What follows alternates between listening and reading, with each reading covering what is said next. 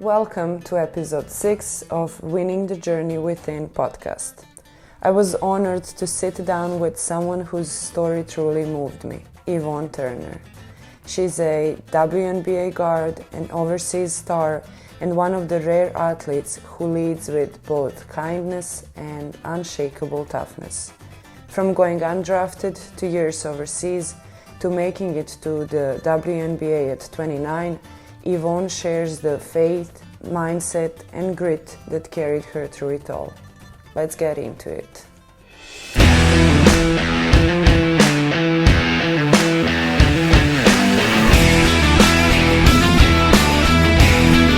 Jovanovic.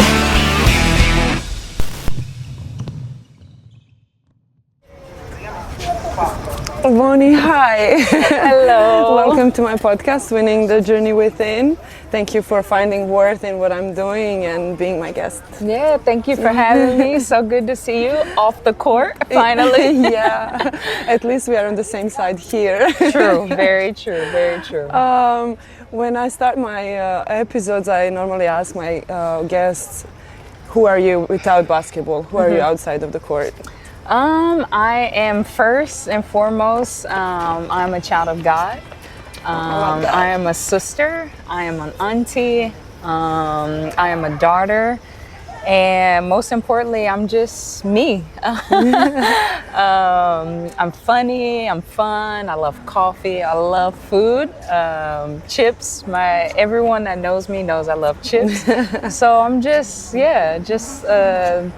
living and having fun. Awesome, I love that. Do you feel it hard to identify yourself only with basketball, or? No, I don't think so, because outside of basketball, I have different organizations that I participate in.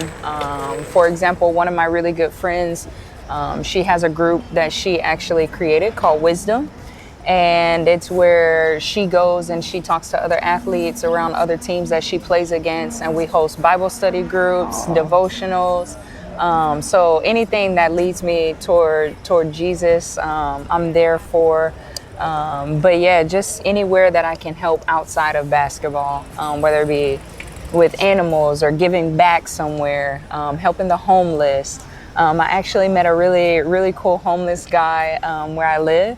And his name is David, David, he pronounced it. And every time I see him, I'm always like, what you need, you know? And he's like my little knight in shining armor. That's so beautiful. Yeah. I love that for you, and I love that you have found that in yourself to give back and to help people, and definitely, you know, brings us closer to Jesus and to who he is. Yeah. So how did you grow up? Were you always raised to get closer to God, to build this relationship with Him? So my family, we grew up in a Baptist church. My parents are both from down south, so they wake up, they eat, sleep, and breathe, church on Sundays. But back in the day when I was growing up, I was a little girl and we would actually dress up. So it's totally different from going to church nowadays, where you could just show up as you are. And a lot of churches say show up as you are, but the church that we went to with my parents,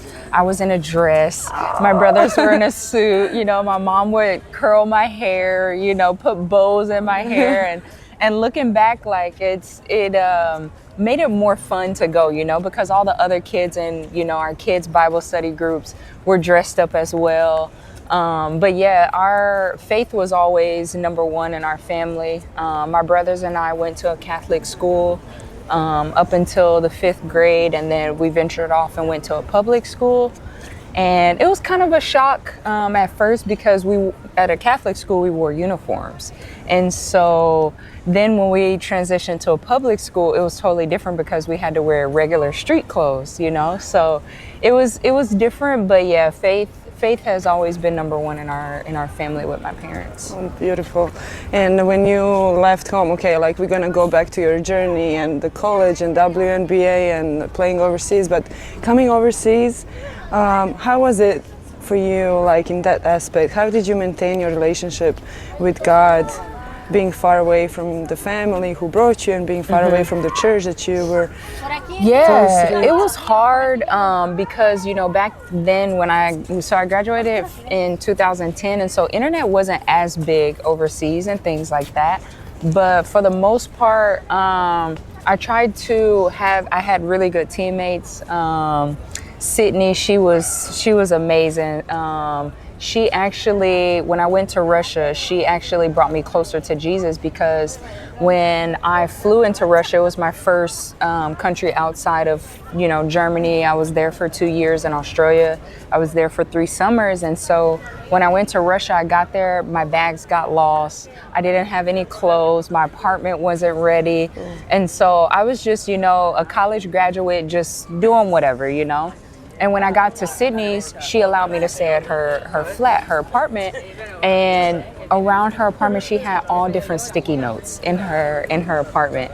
And I asked her about it, and I was like, oh, what are your sticky notes? May I read them? And as I read them, they were all about, you know, Jesus. They were all about scriptures. They were quotes and different things like that. And so that was in 2012. And so I was reading my Bible, didn't know much about it, like studied it. And then I had an encounter in 2015 with an angel. Wow. And I was in Poland that year, and then it was crazy. And then after that, I was like, you know what, God, I'm giving my life to you. I understand, I know, like I'm here, I'm listening. And so when I encountered the angel in 2015, when I was in Poland, I said, I understand my life now. I understand my purpose. I understand, you know, the things that God has me here on earth to do, and to be the person to be. And basketball is just something that I'm doing to expand his kingdom, to share the gospel with other players, coaches, fans. And so while, you know, I'm still having the ability to play, that's all I want to do is just let people know who, you know, my Lord and Savior is. Oh, I love that so much. Yeah. And just the fact that yesterday we met, we talked a little bit, and when I realized that you were such a believer, I was like, this is going to be an awesome talk and conversation, and I love it for the people who are going to hear this, and I hope we bring more of them closer to our Lord and Savior. Yeah, for sure. And even the way that we are dressed, not knowing, not even knowing. Yeah, it's true. I actually have that tattooed on my back. Seriously? Yes. Yeah. Yeah. Wow. So this is definitely meant to be. Yeah, for sure. Yeah, for sure. But how was this? How did this relationship with him and this encounter, life-changing, obviously, but how did it impact you in basketball? The way you play, the way you see the game, and yourself in the game. Yeah, I think the impact that it has on me is just, you know, using my God-given talents. You know, I talk about grace and mercy all the time because, for example, you know, you want to finish at or play at the highest or perform at the highest of your careers and things like that. And so when as a basketball player, your highest is to make it to the WNBA or to play for a EuroLeague team and things like that. And so when I didn't get drafted to the WNBA, I just kept playing. I kept, you know, utilizing the opportunity that God gave me to continue to play in Europe, to grow, and to plant seeds all over the world. And that was my like outlook at it. And I was telling my family, like, relax, like it's okay that I'm not in the WNBA. Like, I'm getting to travel around the world and still, you know, use my God-given talents to share the gospel or to visit a country that, you know, we see in our books or movies and things like that. And so when I encountered the angel back in 2015, I was actually going through, it was incredible because I had a back injury. I just woke up one morning, I couldn't sit, I couldn't walk, I couldn't run, I couldn't do anything. Wow. And at first I'm like, okay, maybe it was my mattress or maybe it was my pillows. I went and got MRIs, nothing came back. And so I just kept praying about it. And I'm like, you know what, I'm gonna pray about it. And that's when my prayer life changed. And then my prayers were answered when I went home for Christmas break and I encountered the angel. And then that's when I said, you know what, God, here I am, speak to me. Your servant is listening, because having that moment to see, because a lot of people ask me like, why do you believe in God? You know, like he's not even a person. He's not, you know, this, he's not that. And I'm like, well, let me tell you my story about when I met an angel. And I literally was just putting washer fluid in my car. It was wintertime back in Nebraska where I'm from. And I had the hood open. I'm putting washer fluid in. And there's a guy, he comes, he taps me on the back of my shoulder and he's like, your back will no longer hurt anymore. Oh and I God. looked back and I'm like, excuse me? And he was like, your back pain, it's over, it's okay. And I laughed because I didn't understand like what, you know? I was like, okay, thank you. So I got in the car and then I told my friend what had just happened. She was like, who was that? Do you know him? And I was like, no, but listen to what he told me. So then I get in the car, I try to drive around the corner, nowhere in sight. There was no car, there was nobody walking. I said, oh my God, okay. And that was the very first time that I encountered an angel. And then from that moment on, I said, Lord, I'm here. Wow. I'm here. And then ever since then, I've always told people, like, I believe because I know he's real. I know he's with me in my dark moments, in my good moments. And yeah, he always shows up for me. He always shows up for me. And not just getting anything, but like to let me know that I'm not alone, you know? And I mean, he created me, so why can't I, you know, trust him with my life to guide me and to lead me? But that moment in 2015 changed my entire life. That is so beautiful. Yeah. I love it. You gave me goosebumps. You gave me a few tears and all that. I love it. Thank you for sharing that. Yeah. It's awesome and beautiful. Thank you so much for sharing it. Thank you. Thank you.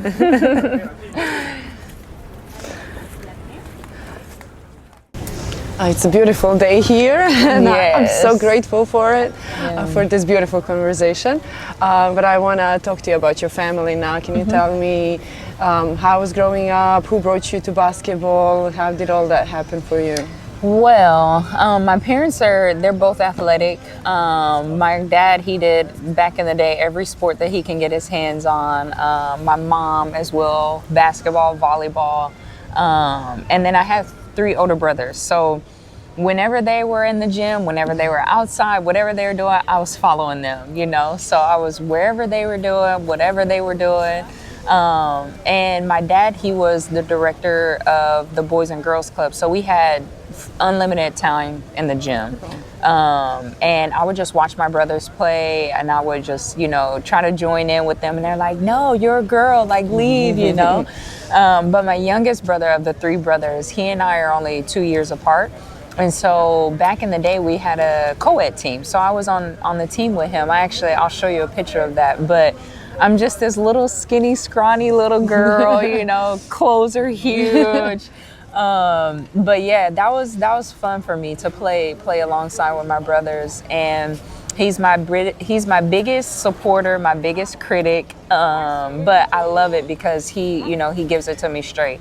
He's very, you know, spot on with everything. He tells me, you know, you add this to your game, add that to your game, take that out, like stop doing this. Why are you doing this? And I'm like, okay, brother, I hear you, but cut me some slack. But I'm so grateful for them because they helped me. They didn't play professionally, but they played in college.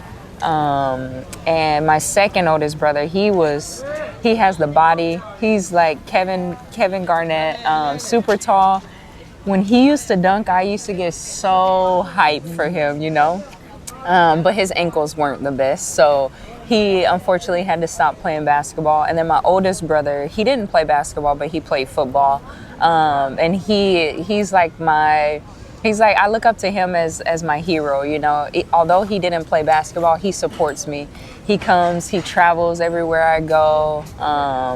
And yeah, I'm just so thankful for my 3 older brothers and my dad as well, my mom, for, you know, having that athletic family to be a part of sports. Yeah, how much does it actually mean? Like, we hear all these stories, we all talk about our families. There are people out there who don't have this kind of support for different reasons, you know. How much does it mean to you, and what would you tell somebody who can't find it or doesn't have it right now? Yeah, I mean, it means a lot, but the best thing about basketball is that, you know, a complete stranger turns into family.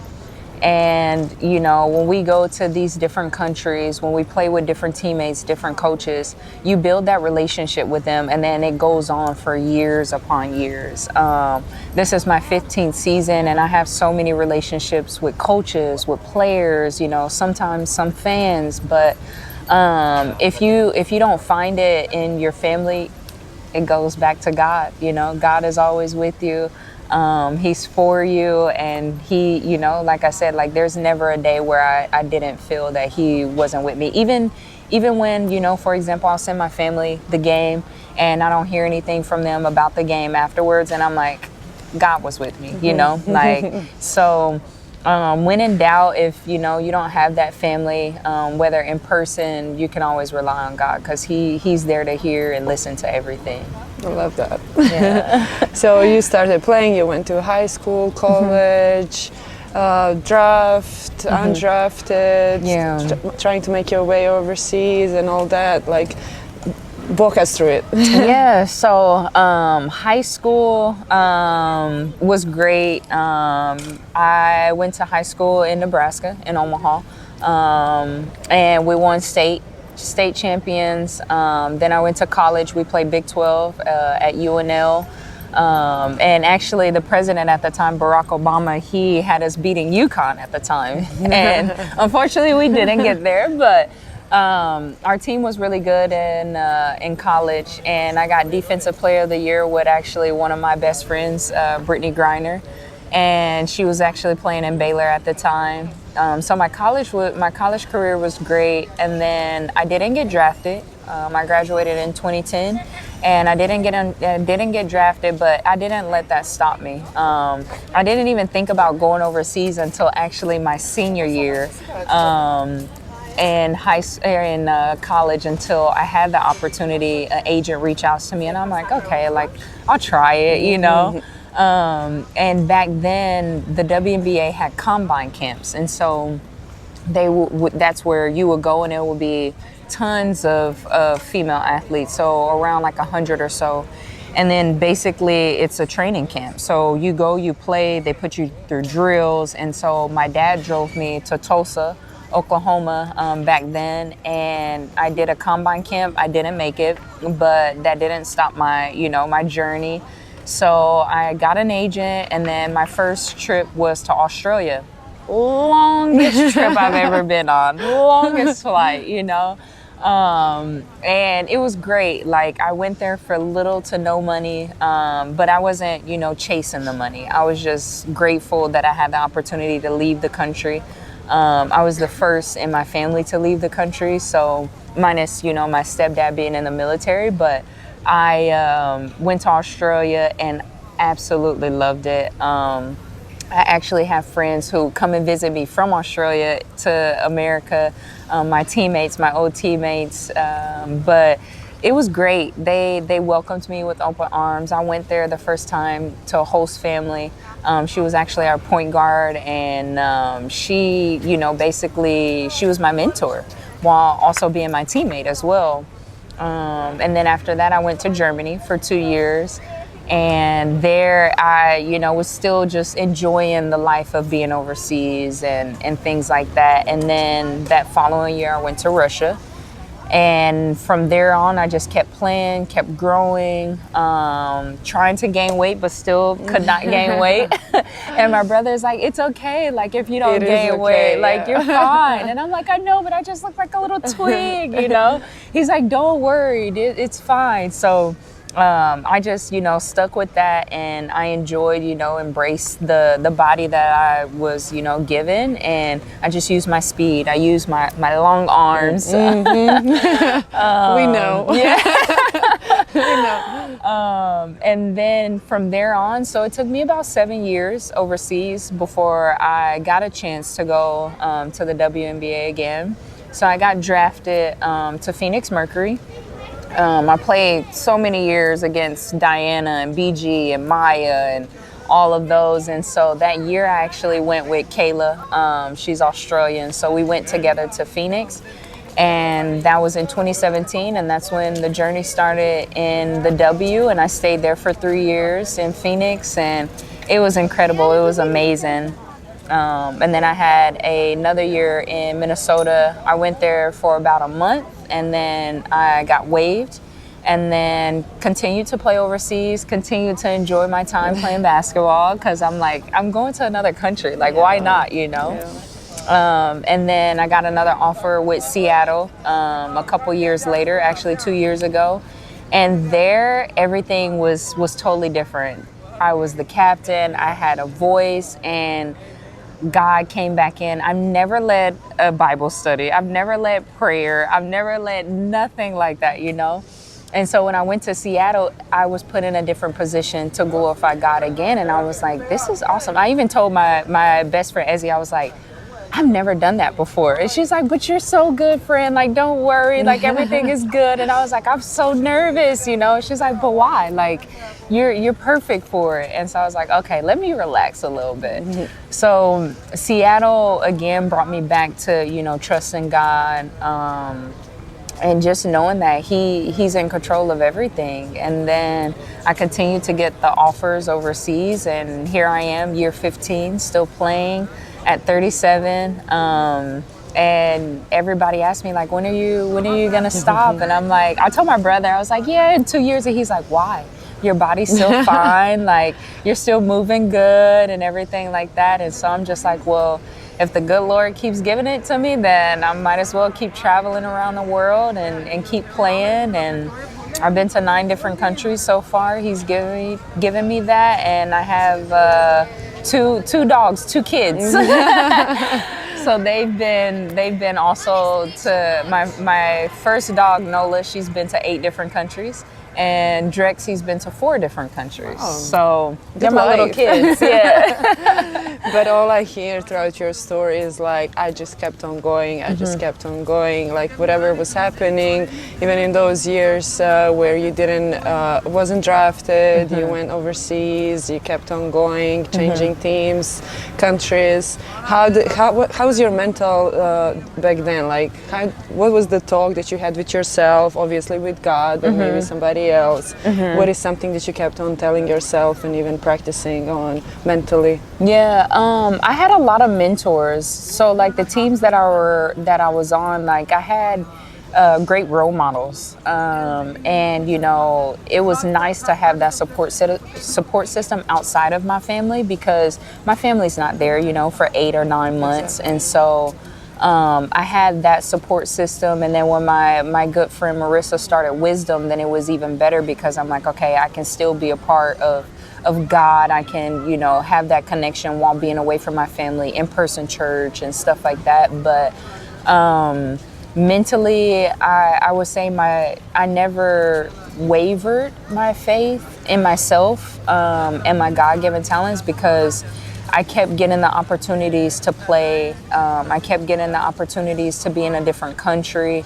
And I just looked at it as, you know, exploring the world, seeing things. And I think mentally, this year was probably one of my hardest years, not even including my injuries. Like when I was in Chopin last year, I broke my pinky right before, you know, our cup. And right before playoffs, and I'm like, and I actually broke it during the game and kept playing, and I shouldn't have. But mentally, like I was like, I'm okay. I'm like, you know, if I'm not dying, if I'm not bleeding out to death, and I can still play, like I'm okay, you know. But I think this one was probably the hardest, year 15 mentally for me. Yeah. Is there something that you like to do? Is there something that you use in your routine to bring yourself, you know, calm and steady and keep on moving throughout the days? Because every day you have to show up and be at your best in practices, the games 2 times a week, so you have to be ready. Yeah, again, like I just pray a lot.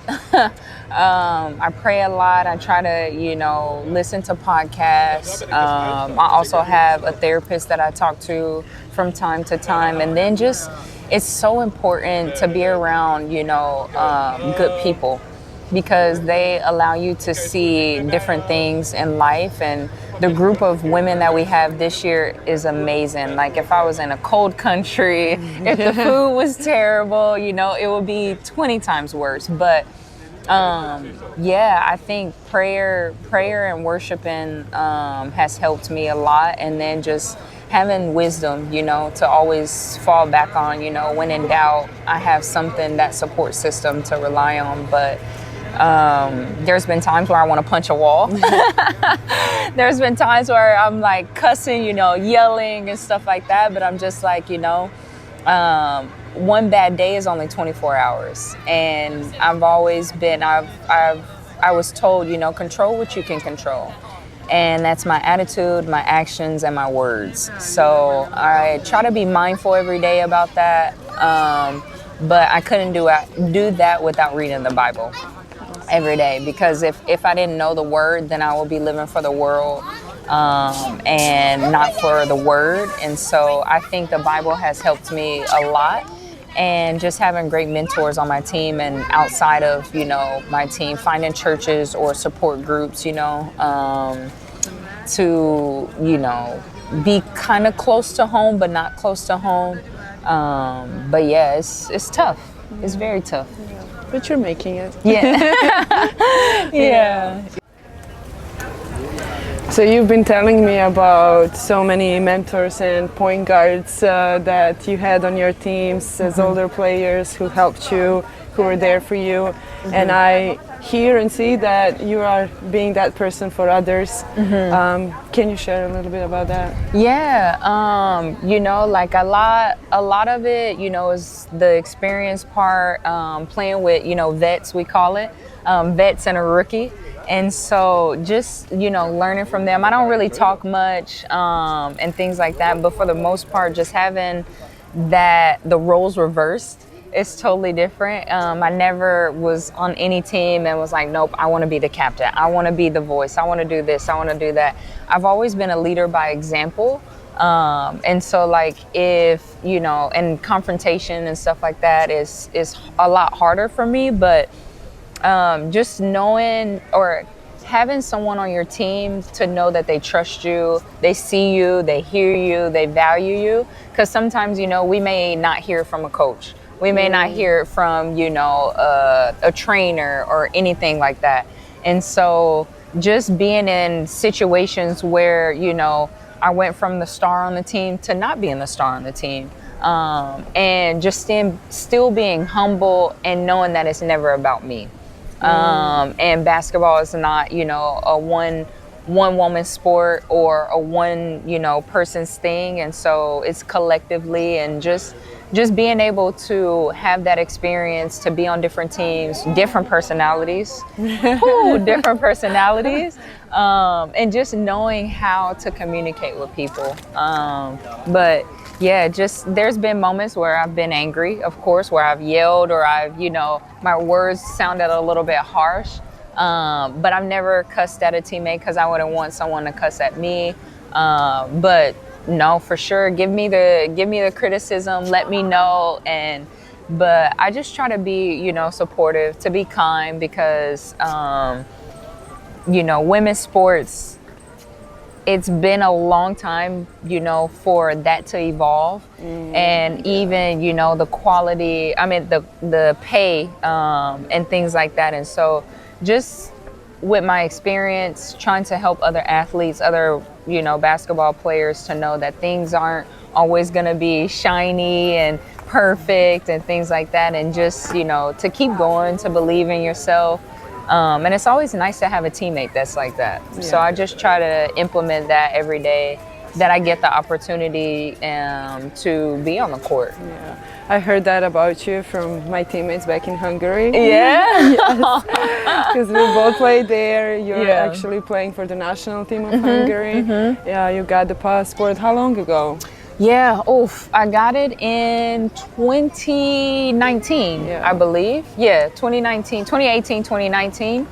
And it's been amazing. Yeah. It's been amazing. They were telling me, they were like, we cannot believe this woman. Like, this can't be real. She's such a great teammate. She wants to learn us, and she wants to adapt to us. And it's so hard to find foreigners who come in and actually want to do that, like make an effort to be actually who the others need them to be, you know, like, and not just like, I'm here to do my job and ciao. Yeah. Yeah. So they told me this about you, and I absolutely love that. How were you always like this? Did you have to learn this throughout the teams and throughout your career? Yeah, like I said before, like I've never been like the type of person where I wanted to be about me. I hate being the center of attention. I hate it.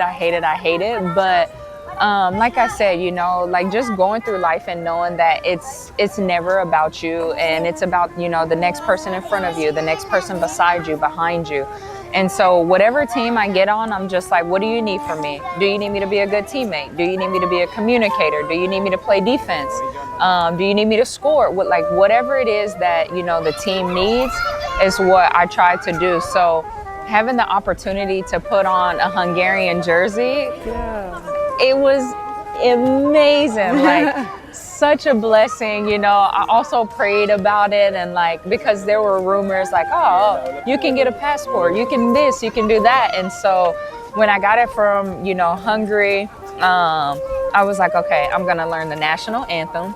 I'm gonna, you know, try to learn the language. I'm gonna, you know, because a lot of, you know, players just get the passport and like, oh, okay, like it's only, you know, a money thing and things like that. And I'm like, well, if God has given me this opportunity, then I have to utilize that. I want to do my research. I want to understand the country. I want to understand, you know, why I received this passport and from this country, you know, because it could have been any other country. Exactly, yeah. And when I had the opportunity to play in Eurobasket in Belgrade, actually, it was so amazing. And then I actually had the opportunity again to come back in February.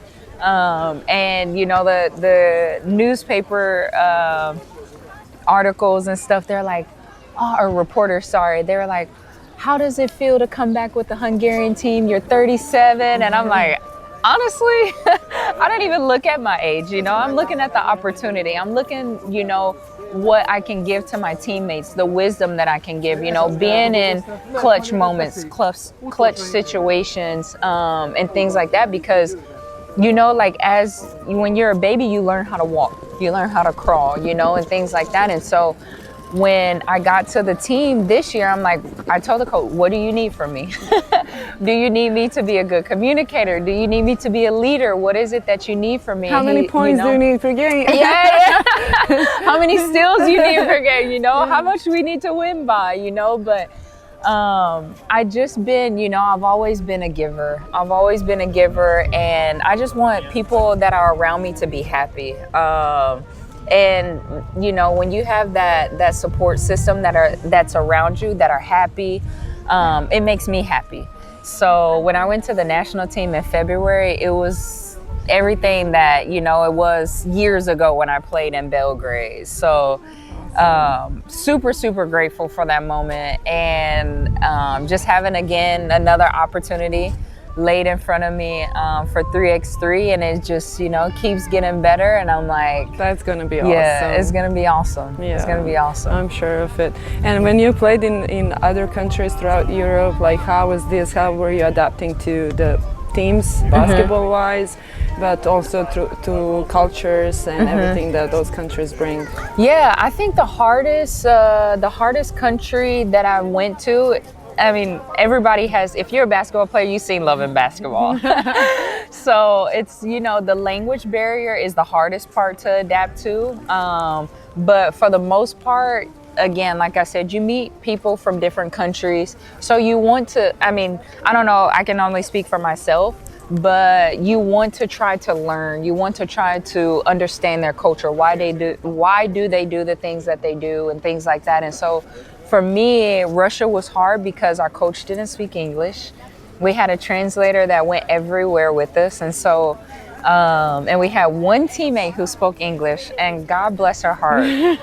She went everywhere with Sydney and I. She translated for us. She was literally like our lifesaver, deal or no deal. We call her Tosh, like, we need your help at the grocery store, But just, because we go to another country, and I feel like it's a respect thing. You don't have to know everything about the country, but you want to know something about it, because you're there for 8 months, 9 months, or 4 months, however long it is. But for me, just knowing, a little bit about each country, my teammates, how they operate, it's a big thing, because it's, like I said, like, for me, it's not about the money. It's, going to a different country, learning their culture, having relationships. And it shapes you differently, Like, you have your base, you have what you brought from your home, from your family, from your country,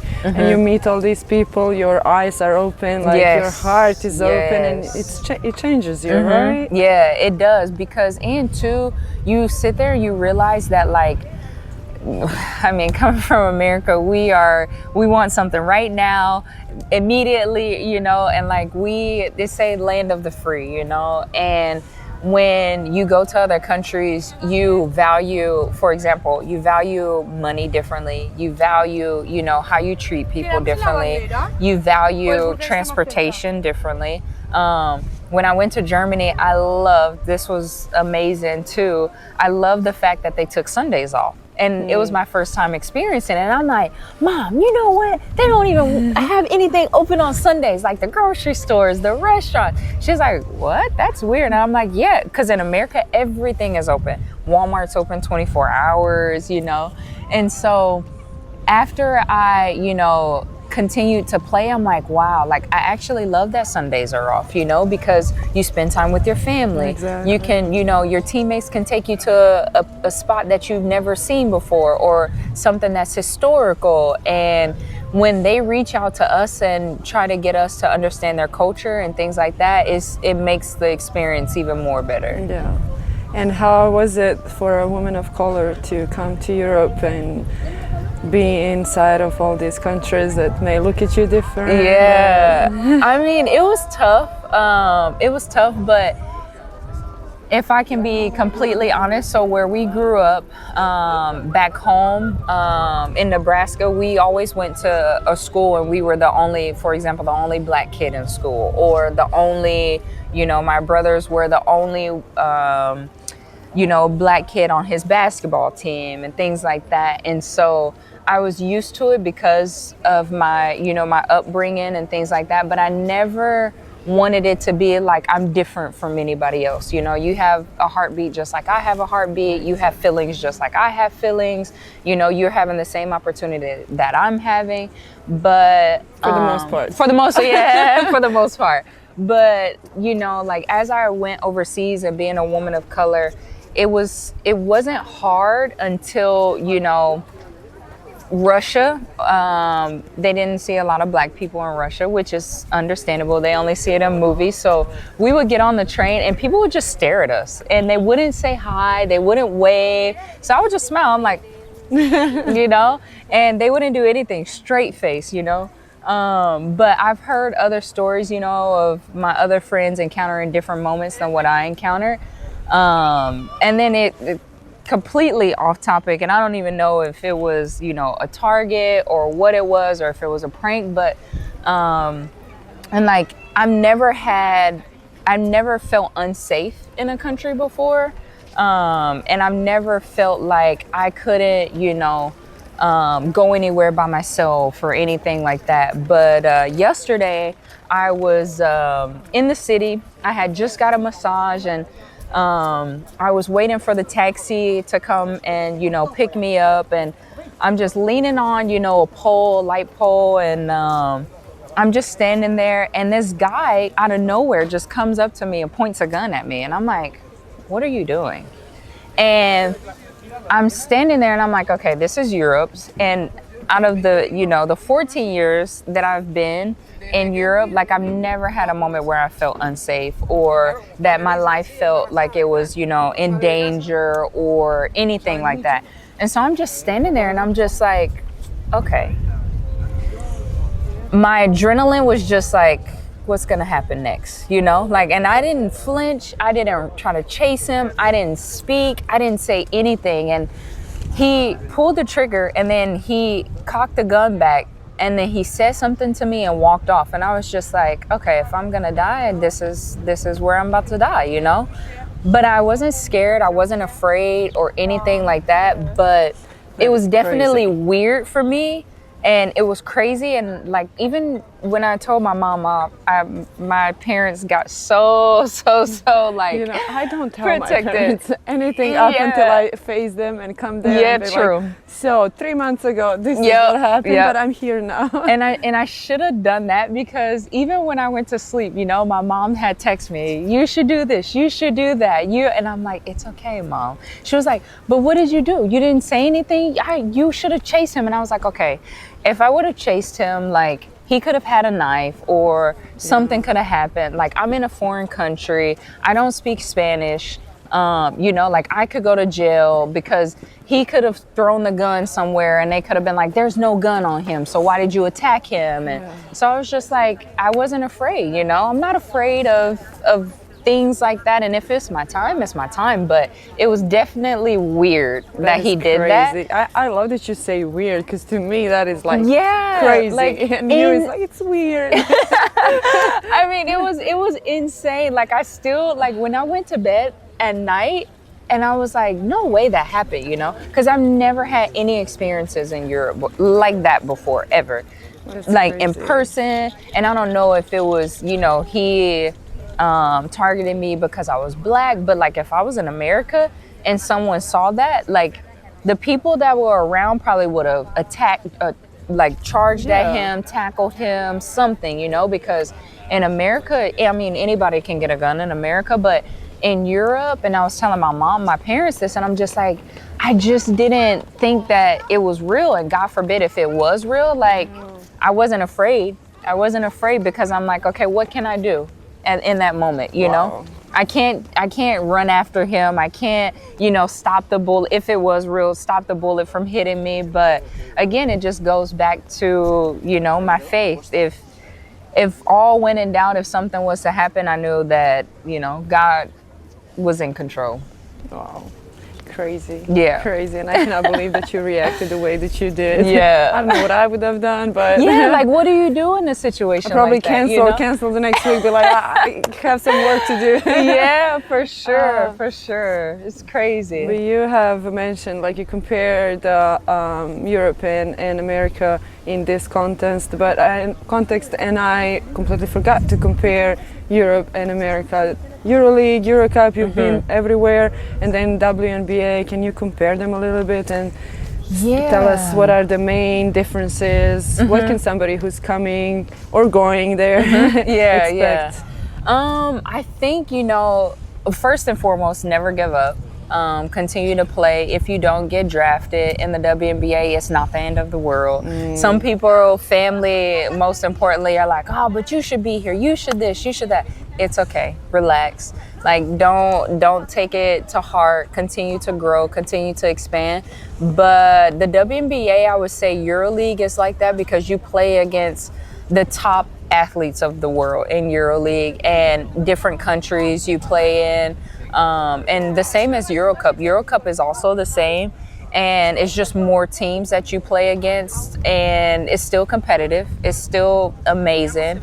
But even if you don't get EuroLeague or Eurocup team, you can still play domestically and be perfectly fine. But like I said, like, you want to play at the highest level of your career for a basketball player, and so EuroLeague will be the top of the top league to try to play in, and then Eurocup is underneath that, and then the WNBA. I mean, the WNBA is the best of the best, So I think EuroLeague and the WNBA are along the same lines, and then just the system and the style of play is totally different from country to country. I would say France and Spain are the top countries, minus, America. We have one of the best, a lot of the best athletes that come out. But those two countries, for sure, basketball is the top sport. It's a lot of talent, and yeah, I think if as a basketball player, if you want to play at the highest level in Europe, EuroLeague will be your next move to go to, and then coming out of EuroLeague, once you experience EuroLeague, you don't want to go to Euro Cup. You don't want to go to another, like another league. We only have those two other leagues that, competitions that we can play in. But for the most part, EuroLeague, top of the top, just the way you're treated, the amount of, publicity that it gets and things like that. So if you haven't made it to EuroLeague or Euro Cup yet, or the WNBA, don't lose hope, have faith, and keep going, because as long as you have the ability to keep playing, it doesn't stop there. Of course, have that in a goal, but it took me, like I said, it took me 7 years to get to the WNBA.